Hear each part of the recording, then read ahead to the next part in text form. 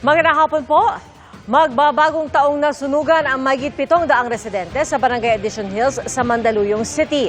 Ngayong taon, ito na ang ika-9 na sunog sa barangay, batay sa datos ng BFP-NCR, at ikalawang sunog doon na mahigit 10 pamilyang apektado, batay naman sa datos ng GMA Integrated News Research.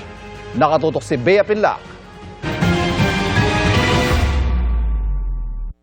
Ganito kalaki ang apoy na lumamon sa halos 100 bahay sa Barangay Addition Hills, Mandaluyong kagabi. Ayon sa Bureau of Fire Protection o BFP, mahigit 700 residente o 165 pamilya ang nawalan ng tirahan ilang araw bago salubungin ang bagong taon. Paano yung bagong taon namin? Wala rin akong magawa kasi nandyan na. Mas inuna ko talaga yung mga anak ko kaysa yung mga gamit namin. 3 ang naitalang sugatan